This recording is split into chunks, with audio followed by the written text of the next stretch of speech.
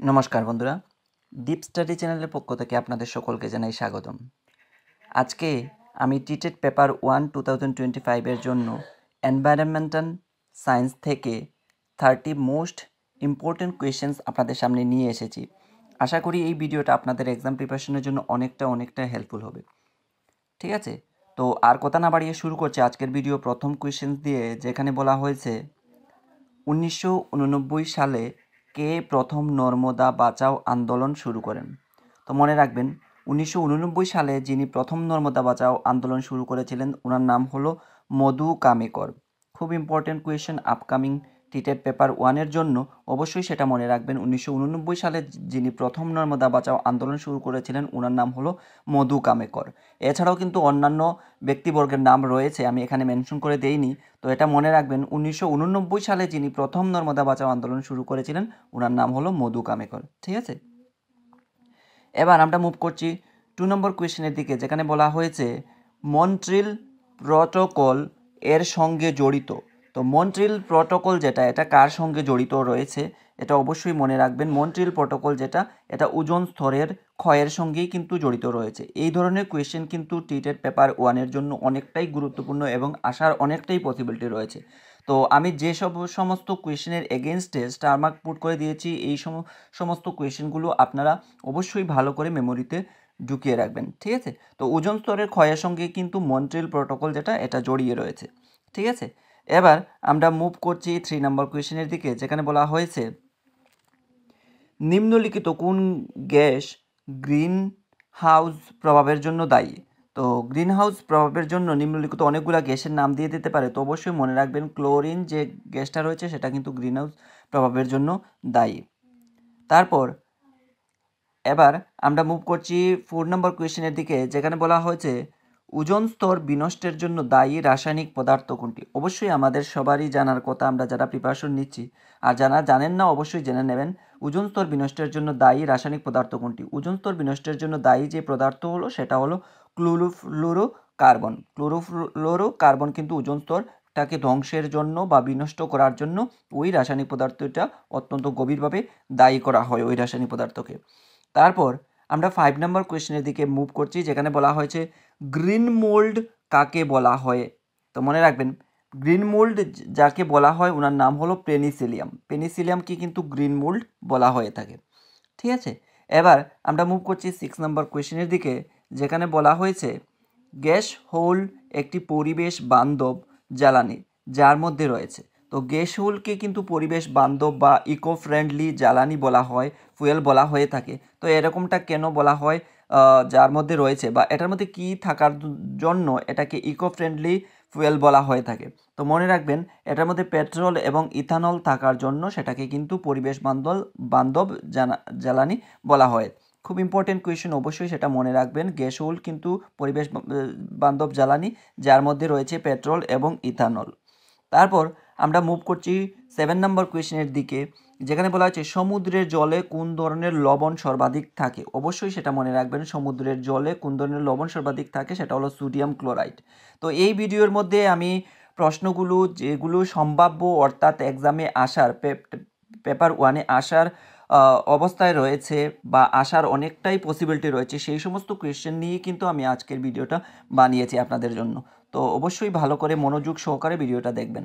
সমুদ্রের জলে কোন ধরনের লবণ সর্বাধিক থাকে, সেখানে কিন্তু সোডিয়াম ক্লোরাইড যেটা, সেটা কিন্তু সবচেয়ে বেশি মাত্রায় পাওয়া যায়। তারপর আমরা মুভ করছি 8 নম্বর কোয়েশ্চেনের দিকে, যেখানে বলা হয়েছে দুধের কোন উপাদান প্লাস্টিক তৈরিতে ব্যবহৃত হয়।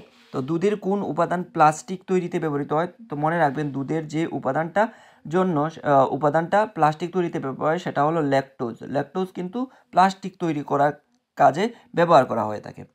তারপর মোস্ট ইম্পর্টেন্ট যে কোয়েশ্চেনগুলো এবং এক্সামে আসে, প্রায়শই এক্সামে আসে, যেগুলো দিনগুলো বা দিবস যেগুলো কখন পালিত করা হয় সেগুলো কিন্তু আসে। তো অবশ্যই সেটা মনে রাখবেন, বিশ্ব জল দিবস কখন পালিত হয়, সেটা কিন্তু 22শে মার্চ কিন্তু সমগ্র বিশ্বে জল দিবস পালন করা হয়ে থাকে। ঠিক আছে, এবার আমরা মুভ করছি 10 নম্বর কোয়েশ্চেনের দিকে, বসুন্ধরা দিবস কত তারিখে অনুষ্ঠিত হয়। খুব ইম্পর্টেন্ট কোয়েশ্চেন এবং অনেকবার এই প্রশ্নটা এক্সামে এসেছিল, অবশ্যই মনে রাখবেন। বসুন্ধরা দিবস কত তারিখে অনুষ্ঠিত হয়, সেটা হলো কিন্তু 22শে এপ্রিল কিন্তু বসুন্ধরা দিবসটা উদযাপিত হয়ে থাকে। এবার আমরা মুভ করছি 11 নম্বর কোয়েশ্চেনের দিকে, যেখানে বলা হয়েছে বায়ুমণ্ডলে ওজোন স্তর আমাদের কোন ক্ষতিকারক রশ্মি থেকে রক্ষা করে। এটা আমরা যারা প্রিপারেশন নিচ্ছি অবশ্যই সবার জানার কথা, আর যারা জানেন না অবশ্যই জেনে নেবেন। বায়ুমণ্ডলে ওজোন স্তর আমাদের কোন ক্ষতিকারক রশ্মি রক্ষা করে, সেটা হলো অতি বেগুনি রশ্মিটাকে রক্ষা করে থাকে কিন্তু ওজোন স্তর। তারপর আমরা মুভ করছি 12 নম্বর কোয়েশ্চেনের দিকে, যেখানে বলা হয়েছে পশ্চিমবঙ্গে কোন কোন অরণ্যে গন্ডার সংরক্ষণ করা হয়। তো পশ্চিমবঙ্গের এমন অরণ্যের কথা জানতে চাইছি আমাদের কাছ থেকে যেখানে গন্ডারকে সংরক্ষণ করে রাখা হয়ে থাকে। তো মনে রাখবেন সেটা হলো গলদাপাড়া অরণ্য আর একটা হলো গরুমারা অরণ্য। এই দুটি অরণ্যে কিন্তু কি করা হয়, গন্ডার সংরক্ষণ করে রাখা হয়ে থাকে। ঠিক আছে, তো এই যে দুটি অরণ্য গলদাপাড়া এবং গরুমারা, এটা কিন্তু পশ্চিমবঙ্গেই রয়েছে, অবশ্যই সেটাও মনে রাখবেন। 13 নম্বর কোয়েশ্চেন, যেখানে বলা হয়েছে কোন রাসায়নিক পদার্থের দূষণের কারণে মিনামাতা রোগের সৃষ্টি হয়। খুব ইম্পর্টেন্ট কোয়েশ্চেন। পারদ এমন একটা রাসায়নিক পদার্থ যার দরুন মানবদেহে কিসের সৃষ্টি হয়, মিনামাটা রোগের সৃষ্টি হয়। তো এই ধরনের কোয়েশ্চেন কিন্তু এক্সামে আসে এবং এই কোয়েশ্চেনটা মিনামাটা রোগের সৃষ্টি হয়, এই কোয়েশ্চেনটা অলরেডি কিন্তু টিচার পেপারে এসে গিয়েছিল। তো অবশ্যই সেটা মনে রাখবেন, পারদের উপস্থিতির কারণেই কিন্তু মানবদেহে মিনামাটা রোগের সৃষ্টি হয়ে থাকে। 14 নম্বর কোয়েশ্চেন, যেখানে বলা হয়েছে শিল্পক্ষেত্রের ধোঁয়া ও ভাসমান ধূলিকণা নিয়ন্ত্রণ করা হয় কিসের দ্বারা। তো শিল্পক্ষেত্রের যে সমস্ত ধোঁয়া এবং ভাসমান যে সমস্ত ধূলিকণা রয়েছে সেগুলো কিসের দ্বারা নিয়ন্ত্রণ করা হয়, মনে রাখবেন এখানে ইলেকট্রোস্ট্যাটিক প্রেসিপিটেটর দ্বারা কিন্তু সেটাকে নিয়ন্ত্রণ করা হয়। কিসের দ্বারা, ইলেকট্রোস্ট্যাটিক প্রেসিপিটেটরের মাধ্যমে শিল্পক্ষেত্র থেকে নির্গত ধোঁয়া ও ভাসমান যে সমস্ত ধূলিকণা রয়েছে সেগুলোকে কন্ট্রোল করা হয়ে থাকে। তারপর আমরা মুভ করছি 15 নম্বর কোয়েশ্চেনের দিকে, যেখানে বলা হয়েছে পরিবেশ প্রণালীর বৃহত্তম একক কোনটি। খুব ইম্পর্টেন্ট কোয়েশ্চেন, অবশ্যই সেটা মনে রাখবেন। পরিবেশ প্রণালীর বৃহত্তম একক যেটা, সেটাকে কিন্তু বায়োম বলা হয়ে থাকে। তো মনে রাখবেন বায়োম হলো এই কোয়েশ্চেনের এগেনস্টে আমাদের কারেক্ট আনসার। তারপর আমরা মুভ করছি 16 নম্বর কোয়েশ্চেনের দিকে, যেখানে বলা হয়েছে নিম্নলিখিতদের মধ্যে কোনটি বড় শহরে বায়ু দূষণ ঘটায়। অর্থাৎ নিম্নলিখিতের মধ্যে কোন উপাদানটি সবচেয়ে বেশি বায়ু দূষণ ঘটায়, তো সেটা হলো সীসা। সীসা কিন্তু শহরের মধ্যে বায়ু দূষণ ঘটাতে সর্বাধিক ভূমিকা পালন করে থাকে। তো সেই ক্ষেত্রে আমাদের সীসা হয়ে যাবে এই কোয়েশ্চেনের এগেনস্টে কারেক্ট আনসার। ঠিক আছে, এবার আমরা মুভ করছি 17 নম্বর কোয়েশ্চেনের দিকে, যেখানে বলা হয়েছে পৃথিবীর উপরে কঠিন আবরণকে কি বলে। আমরা যারা টিটেট পেপার 2 এর জন্য প্রিপারেশন নিচ্ছি তাদের অবশ্যই জানার কথা ভূত্বক। আবার পেপার 1-এর জন্য যারা প্রিপারেশন নিচ্ছি তাদের অবশ্যই একটু সমস্যা হতে পারে, কিন্তু যারা পেপার 2 এবং পেপার 1-এর জন্য প্রিপারেশন নিচ্ছি তাদের এই কোয়েশ্চেনটা না জানার কথা নয়, অবশ্যই জানার কথা। পৃথিবীর উপরে কঠিন আবরণকে কি বলা হয়ে থাকে, সেটা কিন্তু ভূত্বক বলা হয়ে থাকে। 18 নম্বর কোয়েশ্চেন, যেখানে বলা হয়েছে জীব থেকে জীবের উৎপত্তি তথ্য প্রমাণ করেন কে। জীব থেকে জীবের যে উৎপত্তি সেটা কে প্রমাণ করেছিলেন, তো মনে রাখবেন ওনার নাম হলো ফ্রান্সিসকো রেডি।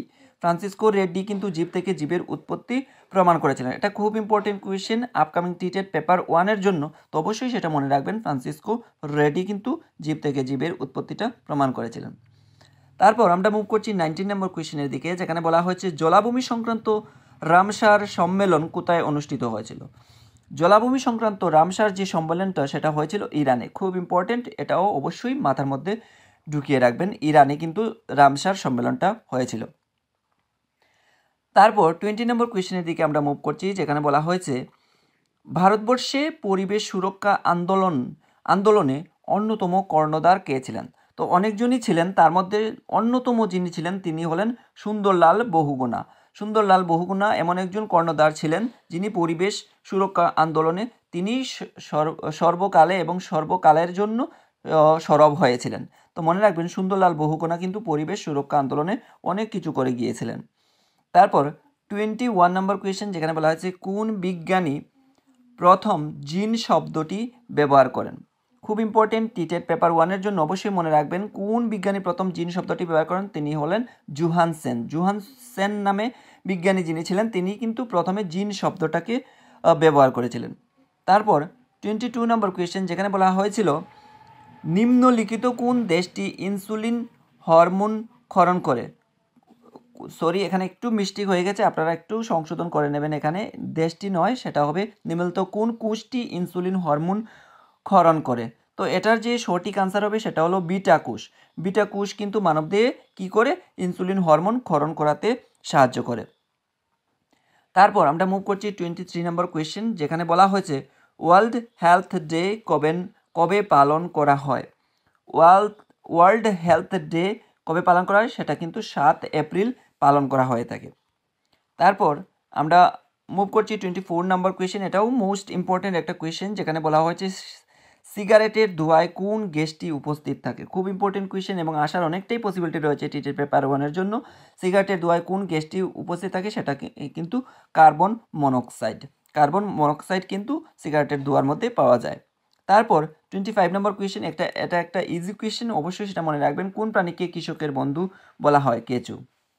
তারপর আমরা মুভ করছি 26 নম্বর কোয়েশ্চেনের দিকে, যেখানে বলা হয়েছে নিম্নলিখিতদের মধ্যে কোনটি ইটাই রোগের জন্য দায়ী। অর্থাৎ মানবদেহে যে ইটাই রোগ হয়, সেই রোগ সৃষ্টির ক্ষেত্রে এই বিষাক্ত যে উপাদান রয়েছে সেটা কি?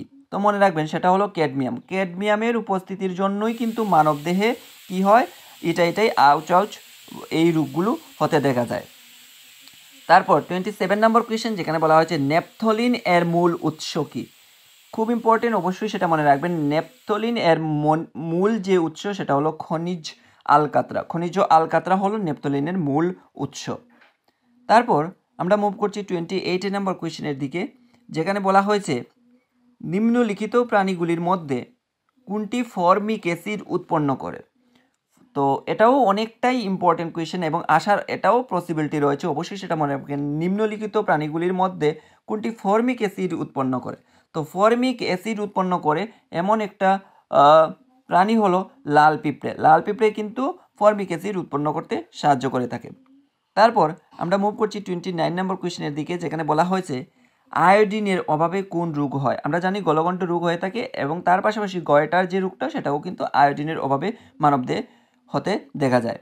তারপর আজকের শেষ প্রশ্ন, যেখানে বলা হয়েছে প্রাকৃতিক গ্যাসের মূল উপাদান কোনটি। তো প্রাকৃতিক গ্যাসের মূল উপাদান যেটা হলো সেটা হলো নাইট্রোজেন ও হাইড্রোজেন। এটাই হলো প্রাকৃতিক গ্যাসের মূল যে উপাদান সেটা।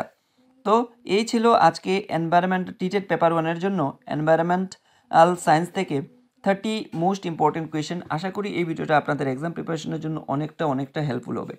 আর যদি ভিডিওটা ভালো লেগে থাকে অবশ্যই একটা লাইক, কমেন্ট, শেয়ার এবং সাবস্ক্রাইব করে দিয়ে ডিপ স্টাডি চ্যানেলের সঙ্গে জুড়ে থাকার চেষ্টা করবেন। আপনারা সবাই ভালো থাকুন, সুস্থ থাকুন।